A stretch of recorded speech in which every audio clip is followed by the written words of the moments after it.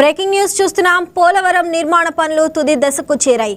కూటమి ప్రభుత్వం అధికారంలోకి వచ్చిన తర్వాత ప్రాజెక్టు నిర్మాణ పనులు శరవేగంగా జరుగుతున్నాయి. పనుల పురోగతి, నాణ్యతపై విదేశీ నిపుణుల బృందం సైతం సంతృప్తి వ్యక్తం చేసింది. ఎత్తుకం రాక్ఫిల్ డ్యామ్ పనులకు సంబంధించి గ్యాప్ 2లో కొండను కలిపితే అబేజ్మెంట్ డిజైన్లపై విదేశీ నిపుణుడు సీన్హిన్స్ బెడ్జర్ సంతృప్తి వ్యక్తం చేశారు.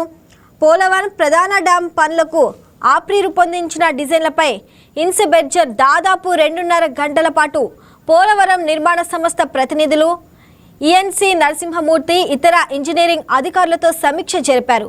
తొలి రోజు బుధవారం నాడు పోలవరం ప్రాజెక్టులో ప్రధాన కట్టడాలను పరిశీలించిన ఇంచ్ బెర్గర్ గురువారం నాడు డయాఫ్రమ్ వాల్పై వేస్తున్న ఈసీఆర్ఎఫ్ను పరిశీలించారు. కుడి ఎడమ కాలువల టెన్నెల్తో పాటు బంకమట్టి రీచ్ను పరిశీలించారు. ఈసీఆర్ఎఫ్ డ్యామ్ నిర్మాణంపై సంతృప్తి వ్యక్తం చేశారు. ఈసీఆర్ఎఫ్ నిర్మాణం 25 మీటర్ల ఎత్తులో గ్యాస్ 2 కొండకు ఈసీఆర్ఎఫ్ను కలుపుతూ చేపట్టే అబాట్మెంట్ డిజైన్లను పరిశీలించారు. ఇవాళ రాజమండ్రిలోని పీపీఏ కార్యాలయంలో సీఈఓ సంజీవ్ ఒరేతో హించ్బెర్గర్ సమావేశమవుతారు. 3 రోజుల పర్యటనలో పరిశీలించిన పనులపై కెనడాకు వెళ్లిన తర్వాత నివేదిక ఇవ్వనున్నారు.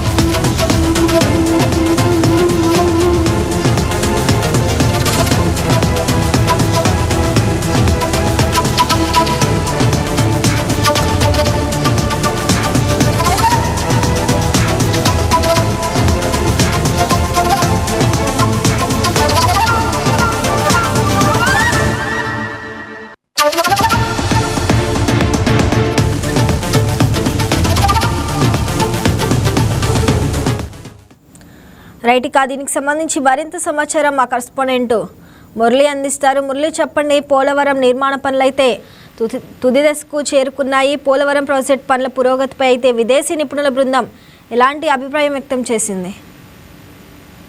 శ్రావణి, పోలవరం ప్రాజెక్టు నిర్మాణంలో అత్యంత కీలకమైన అడుగులు పడుతున్నాయని చెప్పొచ్చు. అంతర్జాతీయ విదేశీ నిపుణుడు సీన్హిన్స్ బెర్గర్ పర్యటన అయితే అత్యంత ప్రాధాన్యత సంతరించుకుందని చెప్పవచ్చు. 2 రోజుల పర్యటనలో భాగంగా డయాఫ్రమ్ వాల్ గ్యాప్ 1, గ్యాప్ 2లను అయితే క్షుణ్ణంగా పరిశీలించారు. బెర్గర్ పూర్తిగా ఎత్తుకం రాక్ఫిల్ డ్యామ్ ను, అలాగే నిర్మాణంలో ఉపయోగించే మట్టి నాణ్యతపై కూడా ప్రత్యేకంగా దృష్టి కేంద్రీకరించారని చెప్పొచ్చు.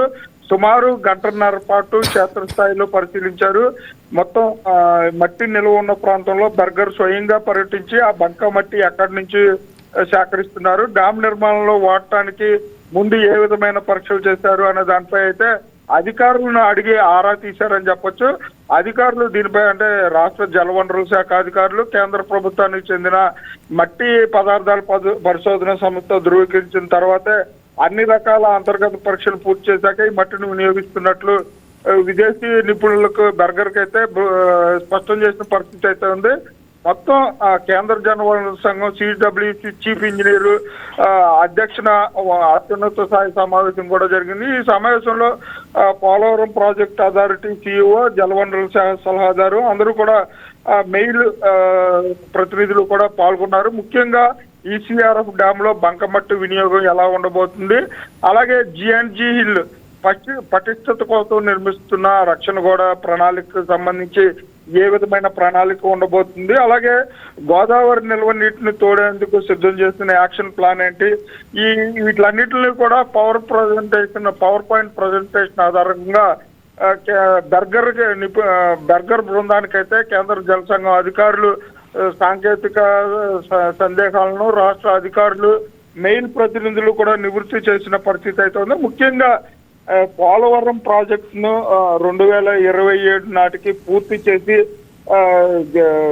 పూర్తిగా ప్రజలకు అంకితం చేయడానికైతే ఆంధ్రప్రదేశ్ ప్రభుత్వం కంకణబద్దులై ఉన్నారని చెప్పుకోవచ్చు. దీనికి అనుగుణంగానే మొత్తం అడుగులు పడుతున్నాయని చెప్పవచ్చు. ముఖ్యంగా జలవనరుల శాఖ మంత్రి నిమ్మల రామానాయుడు కానివ్వండి, రాష్ట్ర ముఖ్యమంత్రి చంద్రబాబు నాయుడు కూడా ప్రతి వారం కూడా ఈ పోలవరానికి సంబంధించి రివ్యూలు చేస్తూ పరుగులు పెట్టిస్తున్న పరిస్థితి అయితే ఉంది. ముఖ్యంగా పోలవరం ప్రాజెక్టుకు సంబంధించి గ్యాప్ 1, గ్యాప్ 2 పనులను, అలాగే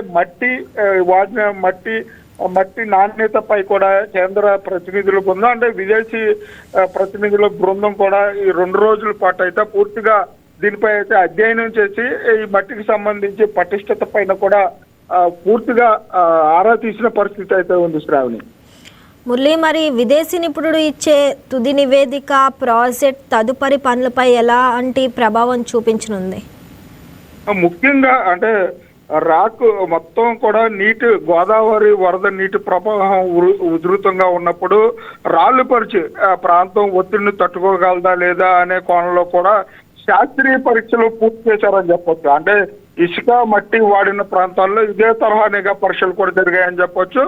అంతర్జాతీయ నిపుణుల కమిటీ, కేంద్ర బృందాలు వరుస పర్యటనలో పవర్ పాయింట్ ప్రజెంటేషన్ ద్వారా పోలవరం పనులు వేగం, నాణ్యత మరింత మెరుగుపరిచేందుకైతే ఈ పర్యటన ఎంతో దోహదపడుతుందని కూడా అధికారులు భావిస్తున్నారని చెప్పొచ్చు. ముఖ్యంగా అంటే ఇసుక మట్టి వాడిన ప్రాంతాలు ఇదే తరహా నిఘా పరీక్షలు మొత్తం కూడా వీటిలన్నిటికి సంబంధించి కూడా రాక్ఫిల్ డ్యాము, అలాగే డయాఫ్రమ్ వాళ్ళు ఇప్పటికే డయాఫ్రమ్ వాళ్ళు పూర్తయిపోయిన పరిస్థితి అయితే ఉంది. పూర్తిగా 2027 నాటికి గ్రావిటీ మీద అటు తాగునీరు ఇటు సాగునీరు కూడా అందించడానికి అటు సిడబ్ల్యూసి, పోలవరం ప్రాజెక్టు అథారిటీ, అలాగే కేంద్ర జల సంఘం కూడా పూర్తిగా పనులు వేగవంతం చేశాయని చెప్పొచ్చు శ్రావణి.